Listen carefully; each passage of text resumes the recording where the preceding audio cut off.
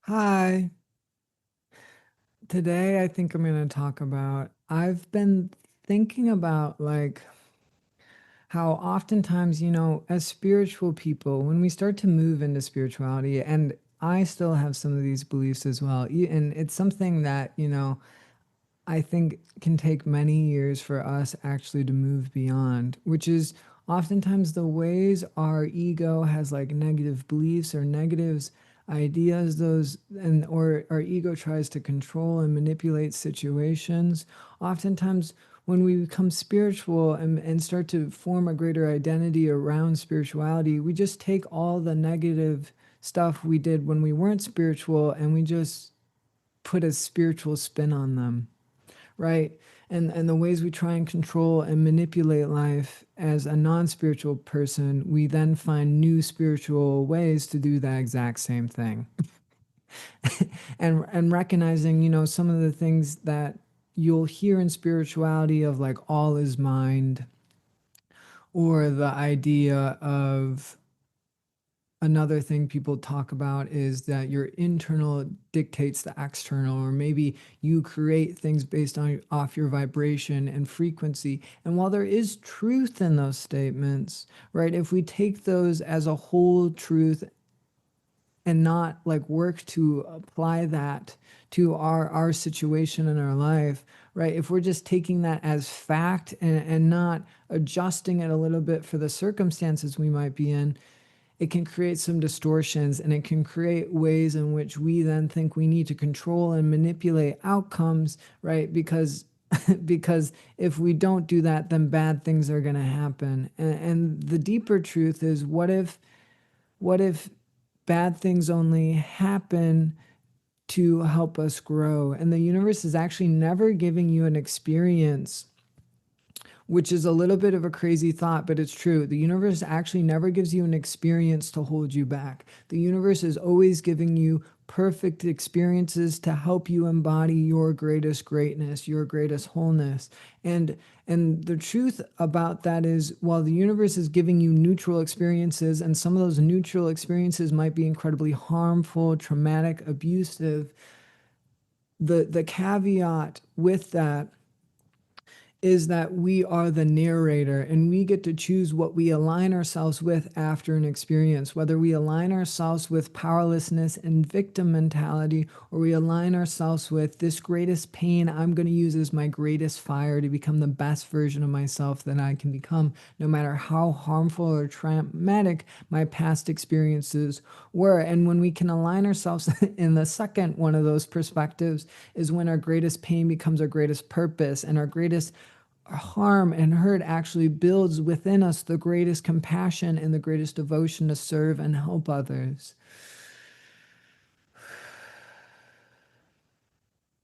And there's never actually a reason to control or manipulate life or outcomes, right? Because the outcomes the universe is giving you is actually always in alignment with your highest timeline. But you get to choose whether you're aligning yourself with, right, this thing is awful, and I'm going to shut down, and I'm going to lose myself in greater addictions, or I'm going to stop growing, and I'm going to just stay exactly as I am because that's safe and comfortable, and I'm tired of being hurt by putting myself out there, right? That's a perspective. Or another perspective would be, this thing happened, and I'm going to use the pain I experienced from this to be my greatest fuel, to pour greater fire into the passions that I want to create in my life, that aren't just going to help me, but are going to help those around me. And even someone who's like thinking about becoming a healer, right? There's a tendency to go, oh, I'm not ready yet. I need to work on more healing on myself before moving into a role as a healer or a teacher, or someone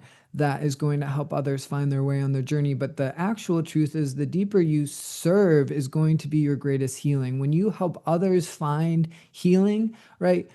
The healing isn't just for them. It also happens within you, because their heart also exists within your heart. And so, like, let's say you led a workshop where 10 people showed up, and 6 of those people found greater alignment, harmony, and balance in their life.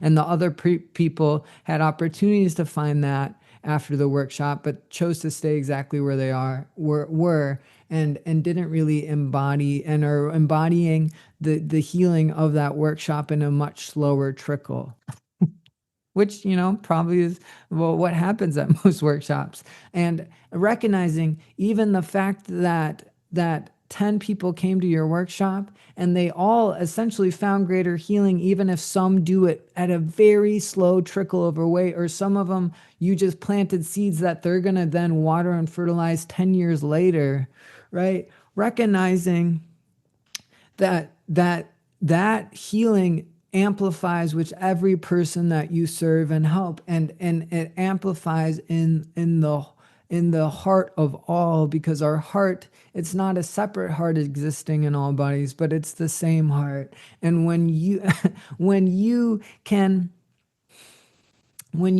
amplify healing for other people, it amplifies the healing within yourself, and you actually heal 10 times faster than if you had just worked on focusing on healing for yourself. And it's why it's so important to not get in the lost in the mindset of I constantly focus on healing with myself, and I never help other people find that healing, right? And even if we're having a hard time attracting clients, or having a hard time finding people that want to buy our services, right? What would it be like just to put some of the things we know online, right? And then it's giving the universe the opportunity to have the people that need to find our work to find it. And even if they don't buy a session, they were touched by something we just shared. And that is the perspective that is going to get humanity into a place of healing and wholeness much faster than if we're all hiding from the world, trying to focus on our own healing, thinking I'm not enough as I am to help others, when in truth you would only feel enough as you are to help others by starting to help others, and you would only embody your greatest healing power and wholeness by actually starting to serve others, rather than feeding your self-absorption by only focusing on yourself. And it's the same with when we're thinking about mastery and enlightenment. Is like, you can think of humanity as like each one of us is like a column of light. Some columns are rather dim too, right? That's a truth.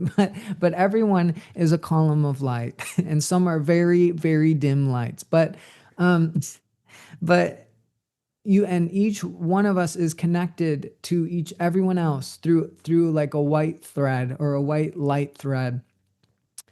And you can think of us as like kind of like a giant spider web, but instead of our spider web just going left and right, it also goes up and down. And the people that are down, you could think of are people identified with powerlessness, victimhood, the people that harm and hurt themselves and harm and hurt others. And the people are up above the left and right spider web, who are maybe higher peaks, are people that stand for the greatest care and compassion for themselves and also for other people. And recognizing that if you wish to be someone who's a mountain peak, or wish to be someone that's one of the masters on this planet, right? You're going to have a much easier time moving into higher levels of mastery if there's 10 hills around you and you guys are all uplifting each other, rather than you're trying to just focus on enlightenment and mastery by yourself, and you're trying to leave humanity behind. But it's almost like the spider web would start to have a bunch of tension all around you, pulling you back down, because no one else is moving in that direction you're moving into. And so what we realize is the path of enlightenment and mastery isn't actually a solo journey, right? The solo journey was essentially in the age of, I think it's Pisces, that we moved out of. I somewhere in the 20th century. And recognizing that was a solo journey of how the universe was exploring on this planet, how high people could take it at more on like an individual level. But even like Jesus and Mary Magdalene and probably the Buddha, like they had disciples, they had people that were climbing, who were becoming mountains with them. And a lot of those people don't get talked about in those stories as much as they probably should be, or aren't acknowledged for the incredible masters and powerful beings they were, as much as Jesus or Buddha as they probably should have been. But recognizing it's much easier to become a mountain or to become a high peak of mastery when you are uplifting those around you, because as you uplift them, they uplift you, and they'll be able to shine things to you that you're not looking at, and you'll be able to shine things to them that they're not looking at, right? And you might be climbing a little bit faster than they are, but it doesn't mean that they're still won't be play a valuable role in your journey, or won't still be able to teach you things that you haven't learned yet. And it's why people teach, because the people that learn the quickest are actually the ones who are willing to learn from others. And teaching role is a back and forth. The more I give to my students, the more my students give back to me, and we amplify each other in growth. And so if we want to be a powerful healer, if we want to be a powerful enlightened master, start to help others, right? And become a teacher and become someone devoted to serving others, because it's the when you can uplift others is actually the really the only way to actually embody a high level of mastery, to actually embody an incredible level of power as a healer.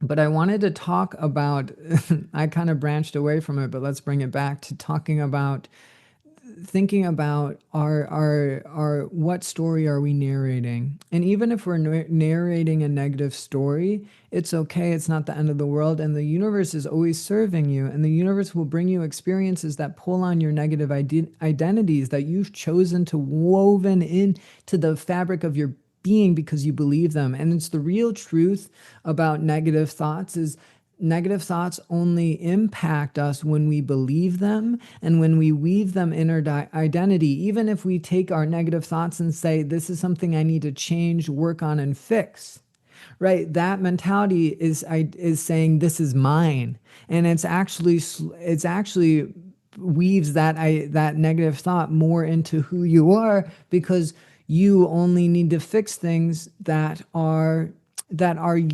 you say are mine. And if you actually identified with yourself of, right, these negative thoughts aren't mine, they're just something I'm experiencing, right? Maybe there's other people thinking negative thoughts, and those thoughts are trying to return back to the light, and they see I'm a rather bright pillar of light, and so they're passing through me. But I have a part of me that still sees myself as unworthy, not enough, or has negative beliefs about myself. And so when I'm witnessing these thoughts pass through me back into the light, I'm grabbing onto them and going, I need to work on this. Why am I having all these negative thoughts? They're not yours. They're humanity's. And it's the truth about your pain too, is it isn't so much about healing your pain, but it's actually switching your identity from someone who has a bunch of pain to heal to someone who is the witness of pain, that welcomes and care for pain when it comes up in their experience, but it actually isn't saying anything about them or how they're not enough or how they're unworthy. It's just something they're experiencing of humanity's pain. And as they witness humanity's pain and love and care for it, it returns back to the light. And whether that was something from your past or whether that was humanity's pain that you were just experiencing through you, it actually doesn't matter, right? You would still relate it to it the same way. And oftentimes people will go, these aren't my thoughts. I don't need to show them care. I don't need to welcome them, and they try and push them away, but pushing them away actually pulls those, it's again weaving those thoughts into your identity, because you only run from the things you think are secretly true about you, and you only try and hide from the things you think are secretly true about you. And this brings me into a story I wanted to tell for this talk, because I think it'll bring a lot of clarity. Is I recently got a job, and it's been a long journey. It's been a long journey to get a job. Probably, I worked 2 part-time jobs. Like, I was working at Stretch Lab 101, stretching people, ended up tearing my shoulder, was unemployed for a couple months, ended up getting a job at a junkyard through a friend. which was part-time. You could only do it for a couple hours, and I felt like misery and death just making eBay listings for this junkyard every day. It was like so monotonous and really should have been a job a computer was doing rather than a human being, but I needed the income. And eventually, after doing that for like 4 or 5 months, I said to the universe, I need this job, but if this job is not serving me, please take it from me. And then 2 days later, I was let go. And then was unemployed for another month and a half, ended up substitute teaching. And substitute teaching was okay, but it wasn't full time, and sometimes there wouldn't be any substitute jobs open. And for $144 a day really was not, really should have been paid a lot more because it's hard. Substitute teaching is a hard ass job. Anyone that tells you anything different is either at some magical school or maybe isn't telling the full truth. And then substitute taught till June, and then had a space from June to now we're in October, until I finally got this job. I'm going to be working with people who have addiction at NAMI, and I'm super stoked for it. But I was talking to a neighbor, someone who lives in my building, yesterday, and I was like, "Hey, I got a job," and they're like, "Oh, congrats, Luke! I know you were looking for one."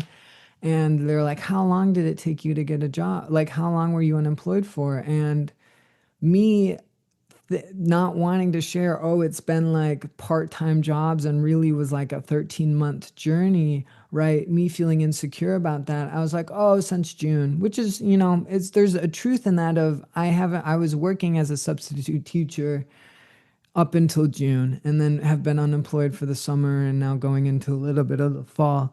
But it wasn't the full truth. And then I became curious of, and it didn't feel good to say because it wasn't really acknowledging the journey I've been on, right? It feels a lot better to be like, damn, I went on this huge, hard journey of journey and I finally got one, rather than being like, oh, it was 4 months. And because that actually wasn't the truth. Was I, when I was working for the junkyard and working as a substitute teacher, I was still sending applications out to work a full-time job. And while some of my time was spent on YouTube and I wasn't sending applications out every day, it was something I was still working for, of trying to get a better job. And it really was a 13-month process. And then so I became curious of, why did I not feel comfortable sharing that it actually had been a harder journey for me with this friend who lives in my building? And I started to realize is one of the things that happened is, before I started working at Stretch Lab, I've talked about this in another video, I got really into meditating and fasting, and was hospitalized, sent to psych wards multiple times for that. And then after that, I ended up getting some blood work done, and my mom also thought it was a good idea to do like a test that checks the blood flow for your brain.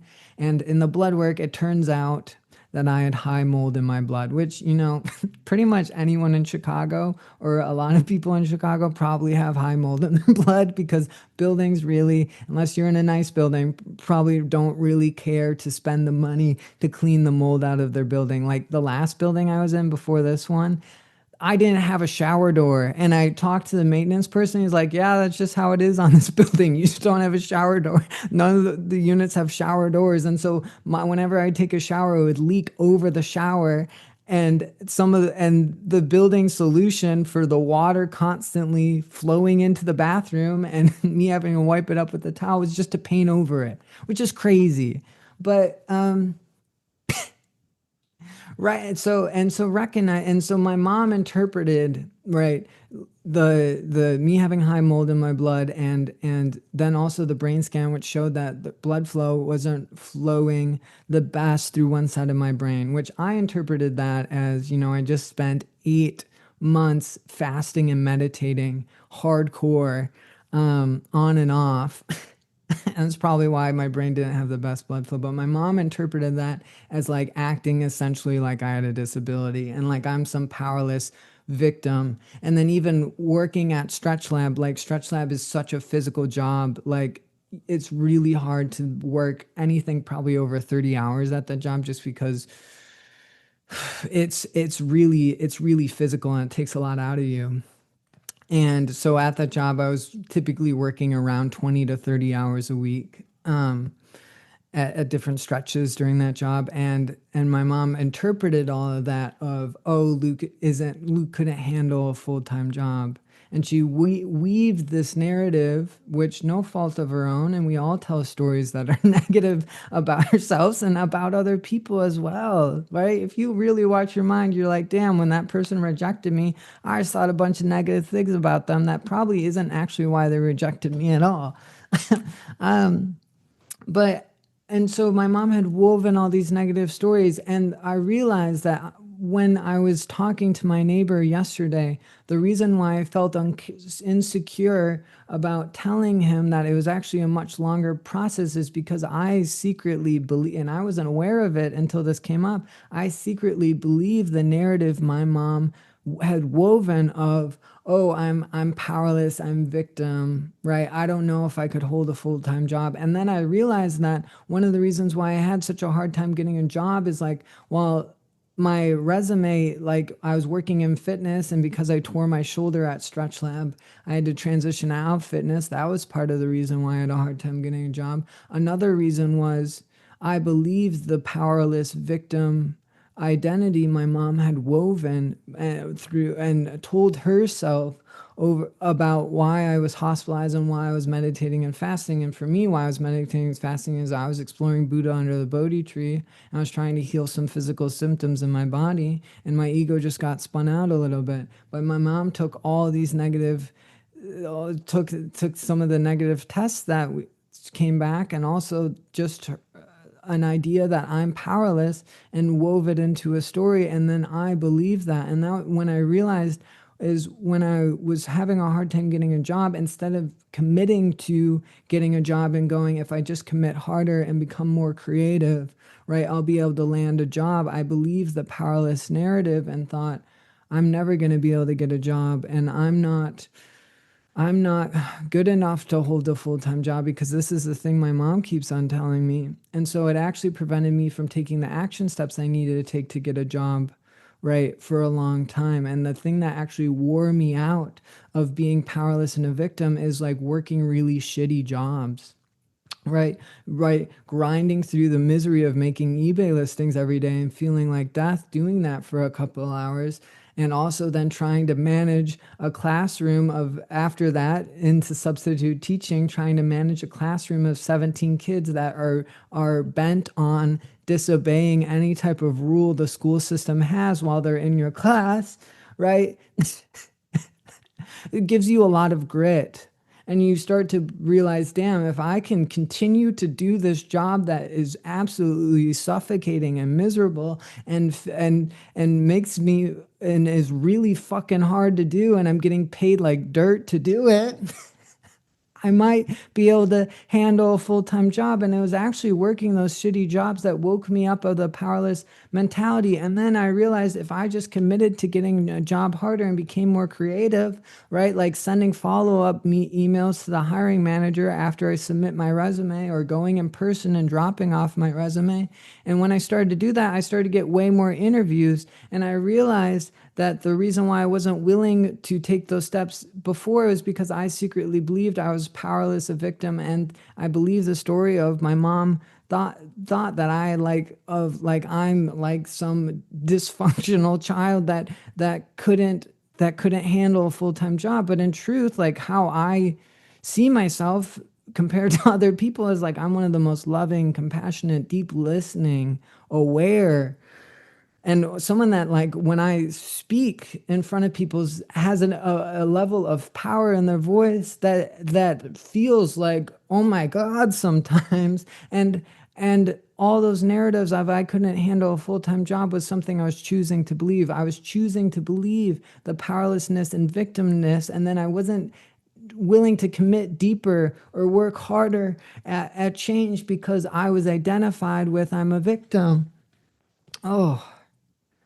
And so you realize that the universe will actually, and so then realizing, and then me talking to my neighbor and then feeling bad of why did I hold back how hard of a journey I went through to get a job, of how I had to transition out of the fitness industry. And it was really like a 13, like over a year process to finally land something full-time that's steady.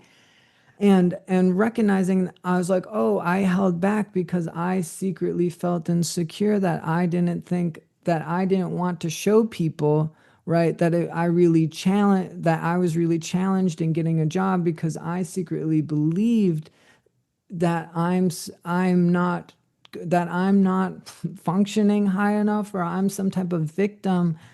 I'm somehow not good enough to have a full-time job. And so that's why I wasn't fully honest with my neighbor last night.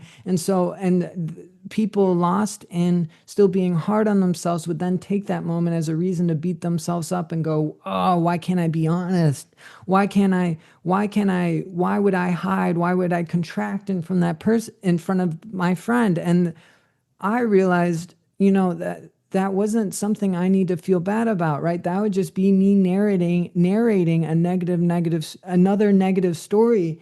And in truth, right, the deeper truth is the universe brought me that person, and that person asked that question to show me how I was still believing in a negative identity that actually didn't know I had woven into my identity structure. And realizing that situation triggered me, and I contracted and wasn't fully honest, as a way of trying to show me the negative identity I believed myself. And so everything the universe gives you is happening for you, not to you. And when you believe things are happening to you is when you're aligned in powerlessness, victim, and when you're taking things personally, and when you're going to get more triggered by people's rejection and disappointment of you. And when you can align yourself with everyone's who gives me a no or rejects me is a redirection on where I'm actually meant to spend my time and focus and attention, or anytime and anything that's happening in my life is actually serving my highest good and highest growth, and I'm only going to use it to become my best self,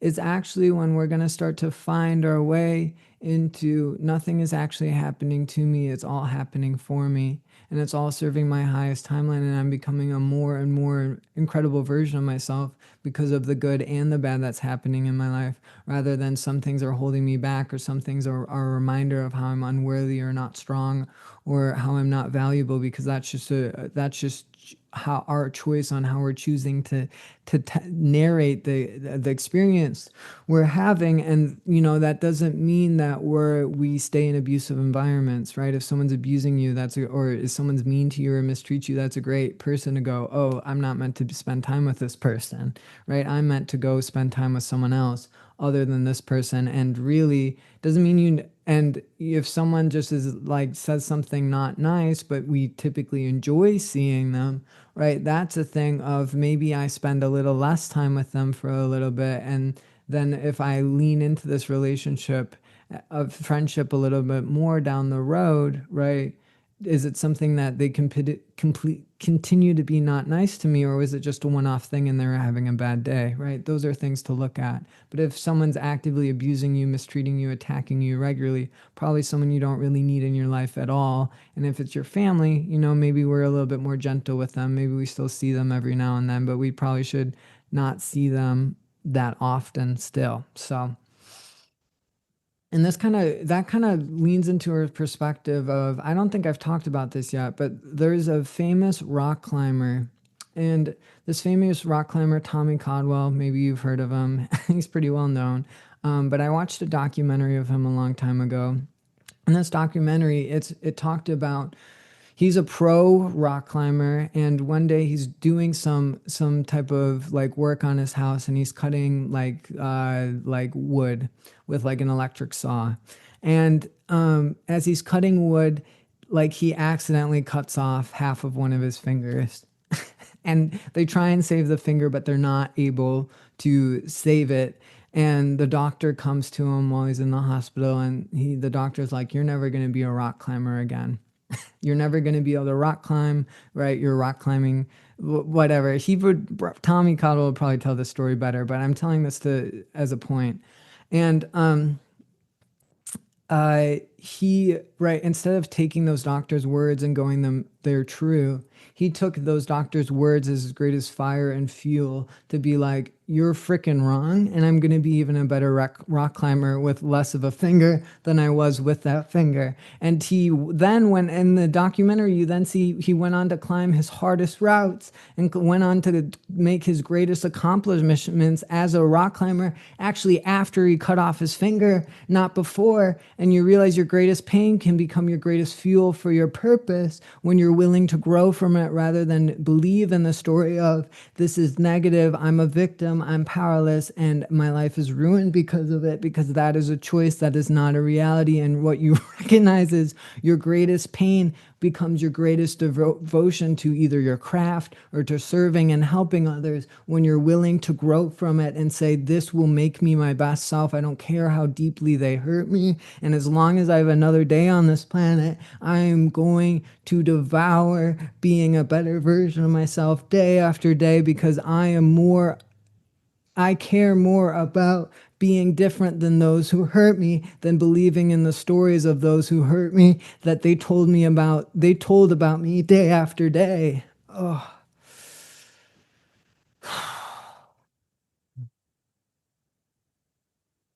And so recognizing it's your choice, it's you get to narrate the experience, whether that experience was negative or positive, right? Right. And negative experiences can have incredible positive influences in your life when you're willing to grow and become great because of them, rather than thinking that my life, that was an experience that held me back from being great, because that is your choice.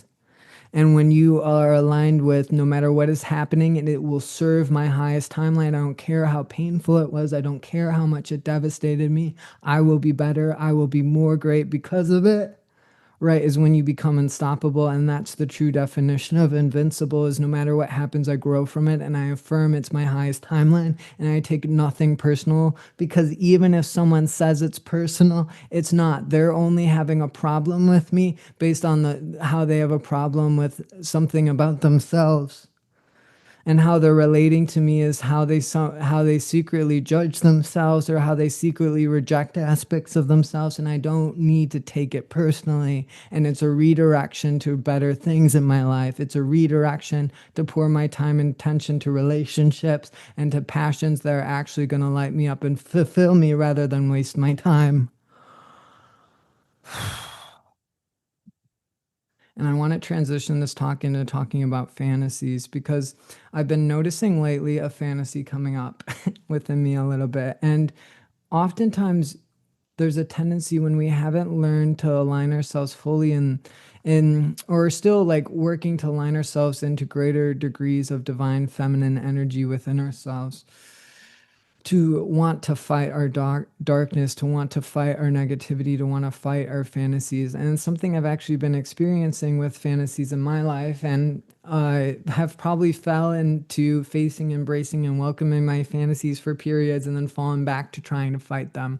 But I've been noticing lately, there's like another spiritual teacher who's like, has like a similar level of devotion, I would say, to me, and seems to have a similar level of like love for people and love for humanity to me as me, and is probably somewhere around my age.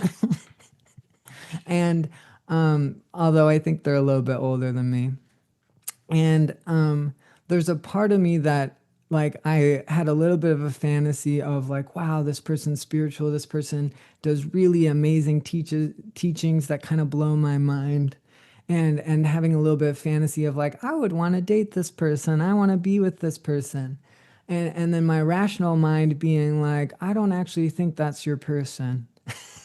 I think those are just fantasies you have. And then those fantasies went away. But recently they've been coming back. And I was curious. It's like, why would these fantasies come back into my life? What? And then I was trying to fight them of like, I don't want to think these fantasies. Right? I just want to connect from people from a beautiful place of detachment of let me love and care for you, right? Rather than fantasize about how this is going to be something deeper. Even though I don't know this person, those are like kind of the thought patterns that are spinning around in my head. And the part of me that wants to be detached and is more logical and rational is, and the rationality of this probably isn't your person. Wants to fight the fantasy and go, fantasy, cut that out. you're gonna manifest something negative in Luke's life if you keep on fantasizing about this. And you realize when you fight fantasies, you're actually aligning yourself more with unconsciousness. When you fight your darkness, darkness is unconscious fight, right? Darkness is trying to swim upstream on the downward stream of consciousness. And so when you're actually fighting your darkness, fighting your negative thoughts, you're actually fueling greater unconsciousness within you. And I started to witness this in myself, and then started to go, okay, what if I just embrace this fantasy? And why am I having this fantasy? And what is the deeper truth of this fantasy? And the deeper truth is the part of my wounded inner child that fantasizes, right, actually wants to receive greater love, devotion, and care from a spiritual feminine aspect of myself. And right, I'm projecting fantasies of like, I want this person to date me, or like romantic fantasies on this spiritual teacher outside of me, because because they embody the part of myself, my inner, they embody who my inner child actually wants to receive greater love from, not like as an archetype. And so recognizing that with that fantasy, what is really telling me is like, hey, the feminine aspect of you that's super devoted to spirituality actually can it take some of its devotion and give it towards the wounded inner children in you a little bit more. And when you do that, those fantasies will go away about the spiritual teacher that you're fantasizing about maybe dating outside of you, because you are only fantasizing about that because there's a wounded inner child within you that actually wants to receive more love and care from the feminine, devotional, spiritual aspect of yourself. And so fantasies really are nothing to fight. They're just something to be more curious about, of where is this what is the deeper message of this fantasy, because your negativity and your fantasies are messages. They aren't realities. They're only realities when you believe them. And then we start to speak and act in ways from a place of fantasy, which I did for many years, right? That lead us in relationships that are unfulfilling, or lead us to relating to people in ways that the relationship was never meant to be, but we couldn't see clearly because we believed the fantasy rather than leaning into the logical and rational side of ourselves that actually is able to be rational in how it's connecting with others, rather than impulsive and feeling like it needs something outside of itself, because we only need something outside of ourself when we're not showing ourselves something.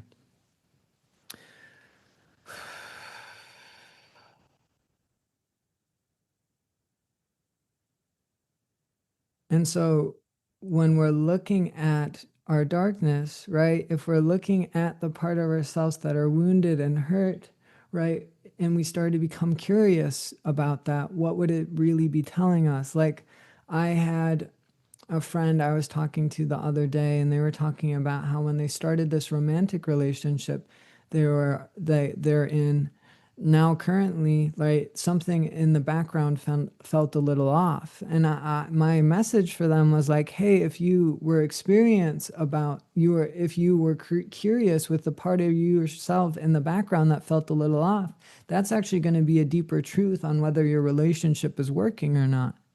Or the idea for me, it's like, if I can say no to someone in a romantic relationship, right, it was never meant to be, because anyone you can say no to is someone that really isn't meeting you on the deepest level possible. And if someone really is able to meet you on the deepest level possible, you wouldn't be able to say no to them.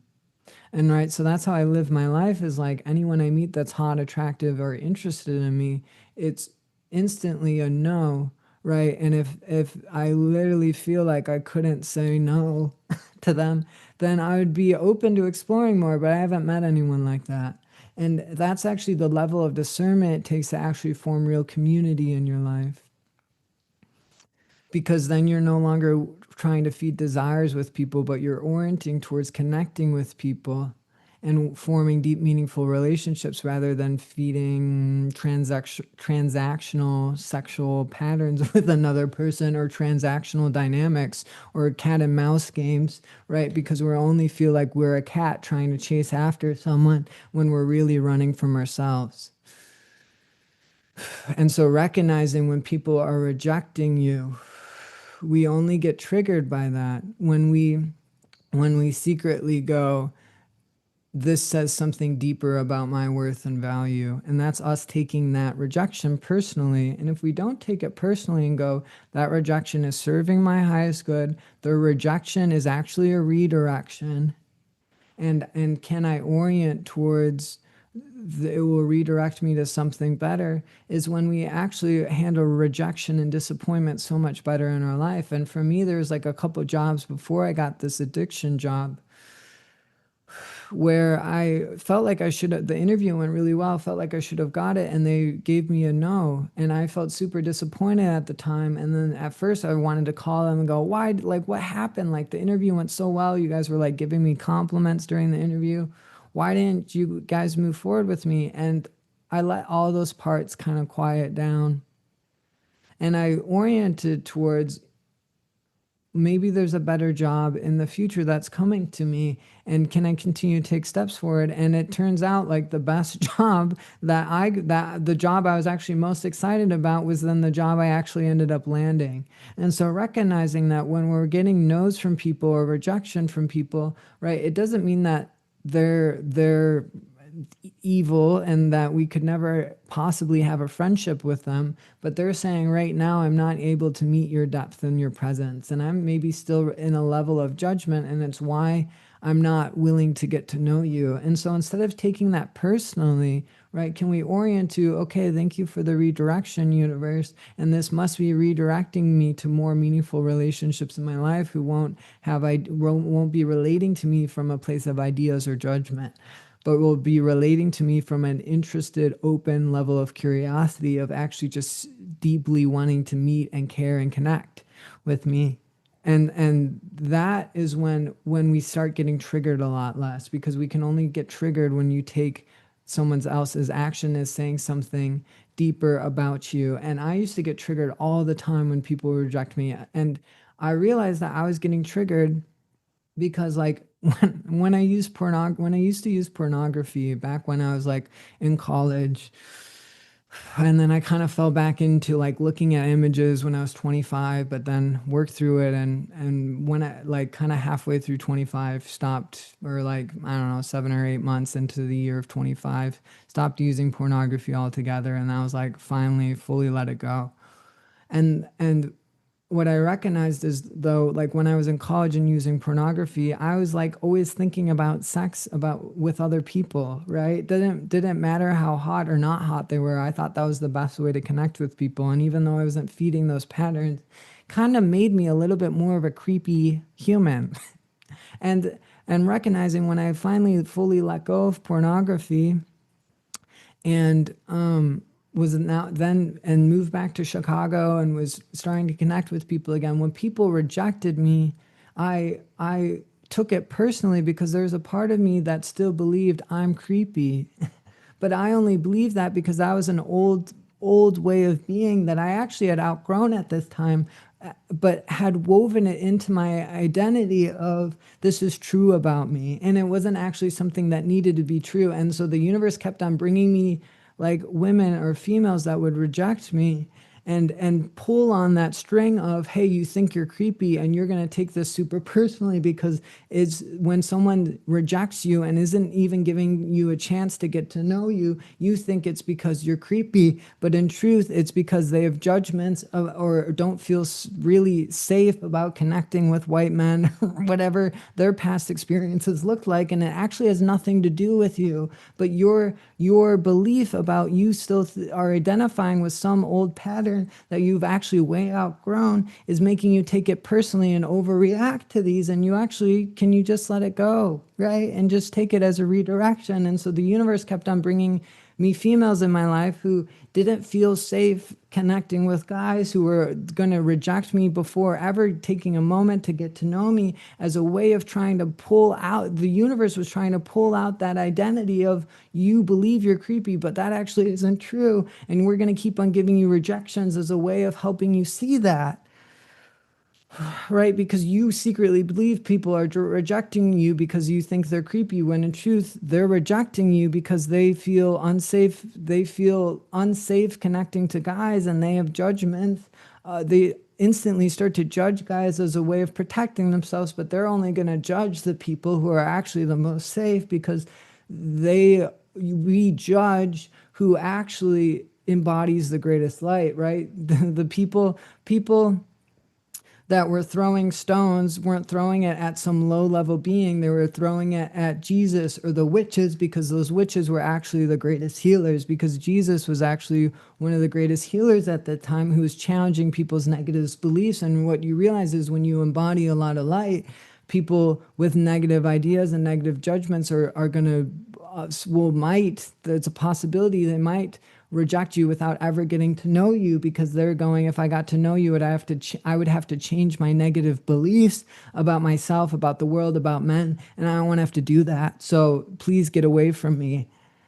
And that was something that took a little time for me to learn. And eventually I finally got to a place of, I don't need to take this personally anymore.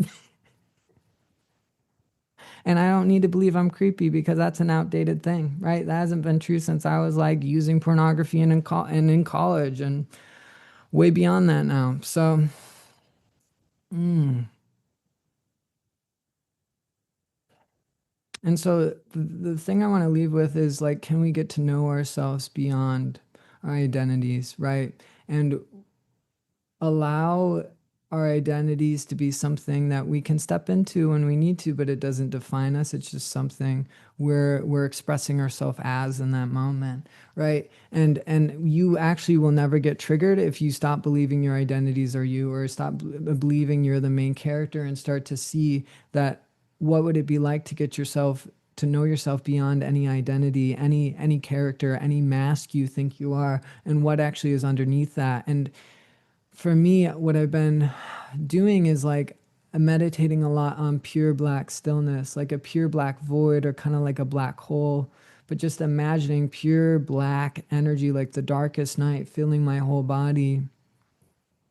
Because it's actually what it is aligning yourself in nothingness. And when you recognize you know nothing, is actually when you're able to know more. And for me, like when I'm channeling,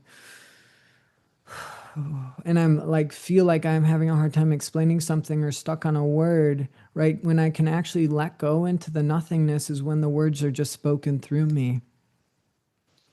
And that's the channel for me, as someone who ego is still part of the channeling experience, is that the more I can learn to let go into the nothingness when I'm making YouTube videos, when I'm channeling for other people, the more I'm actually going to say the perfect thing that I don't even know how it's coming through me, but it just seems to be right on the money.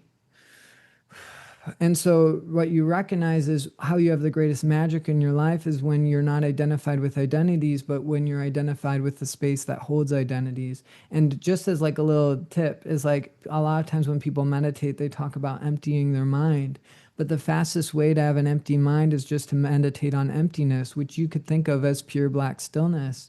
Right? And if you just imagine pure blackness with no particles, no atoms filling up your mind would instantly go blank. And if you held that, right, you would start to actually be aligning yourself with the divine mind, or the divine feminine mind. That is pure black stillness. And that's what you really are doing when you do a meditation of meditating and filling your body with pure black still space, and feeling that consuming and devouring any particles, any electrons within you, and all that's left is pure black stillness. Is you're actually aligning yourself with greater divine feminine energy that is all knowing, that is love, that is care, that is compassion, that is ferocious. And people think that spirituality is hard, but oftentimes becoming spiritual and learning to live a life of magic is actually really easy. And all you have to do is align yourself with the divine feminine energy of black stillness. Like, I just do it once a day, but like somewhat, once or twice a day, you do that. I like to do it in nature because I feel like it's helping me be more grounded and aligning me with more feminine, more of the all-knowing, all-powerful feminine energy. And so it's kind of killing two birds with one stone, but you could do it in your home too. And even if you did it for 10 minutes, it literally, and you'll start to feel when you're doing it, like you'll start to feel like a squirminess, or you'll start to feel like, I want to get up, I want to run away. But that's the moment to actually sit a little longer. And it doesn't mean we then sit for 4 more hours to holding it, but sitting for maybe like another 10 minutes because that's actually when the real healing's happening, is when we go, I want to get up, I want to run, right? Time to end my meditation right now, right? Because what's really being surrendered is an aspect of your pain.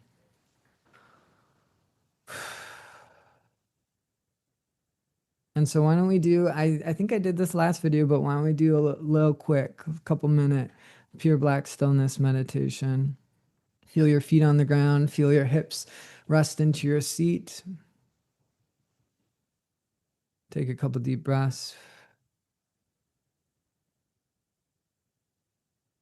And start to feel your body filled with pure black darkness, the darkest black you can imagine. And when I do this, I typically like to imagine nothing left but just skin, and underneath my skin is just pure black still nothingness. And what you realize is when you're doing this, you're actually harmonizing yourself to perfect divine order, because that's what the void space is. And it will realign the timelines within you that wouldn't serve your highest good, and it will realign the aspects of yourself or the negative identities of yourself. It will slowly transform those into better identities that will serve you. And it actually is the greatest way to have an awesome life is to align yourself more in feminine energy, which is all knowing and intentional creation. And when we can harmonize ourselves to that, we start to be incredibly intentional and create incredibly intentional and start to walk the highest timeline effortlessly. And so feeling this pure black stillness, right? Filling up your feet, your shins, calves, knees. Feeling it start to fill up your thighs, your abdomen, pelvis,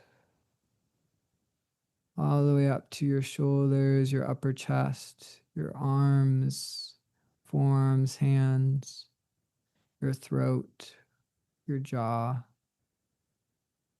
all the way up through the top of your head.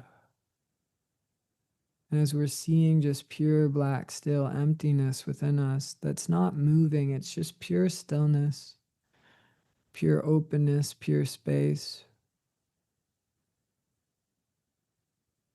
We're going to start to see the room around us start to reflect our internal space. See the room around us just becoming pure black stillness. And then seeing this pure black stillness grow until there's nothing around us. We're existing in pure black still nothingness. We're no longer on a world. We're no longer, and all that is left is just a little energetic outline of our body. And we're sitting in this pure black, still void that is the darkest black we've ever seen. And we're also filled with this energy. And there's only just a little energetic outline preventing the black stillness within us from connecting with the black stillness around us. As we take a couple of breaths,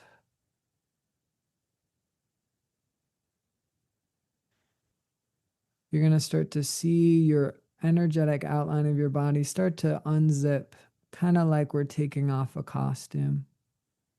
And feeling the pure black stillness within your body starting to merge with the pure black stillness that's all around you. And feeling this vastness, this warmth, this power expansion, expanding within the body. expanding within the body you are in and not in at the same time. And feeling it grow, feeling your consciousness expanding to infinity through this pure black, still warmth with no particles, just pure nothingness, just the darkest night. Feeling your consciousness expanding through this as far as it can go, and feeling this in through every cell of your body.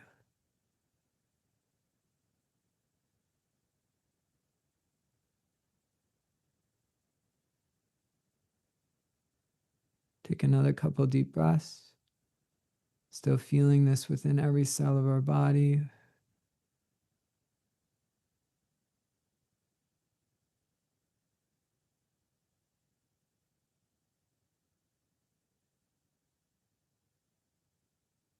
Start to come back. Notice how we might feel. Noticing how our shoulders feel, how our hips feel, how our feet on the ground feel. And for me, when I do that practice, I tend to feel myself expand into the infinite pure black stillness. And I hold that and I meditate on that. I hold that for as long as I can. When I start to lose my focus again, I go back to my body and I fill it with pure black stillness again. And then I move it into the pure black void space where there's just an energetic outline of my body. And then I re-merge back into the pure black stillness again. And I try and hold that for as long as I can and try to feel the expansion through my body as long as I can. And then when I start to lose focus, I bring it back to my body and fill it with pure black stillness again and move it into the void space and then feel it merge again with the void of all. And I just do that over and over again until it feels complete. And yeah, sometimes it's like 20 minutes, sometimes it's over an hour.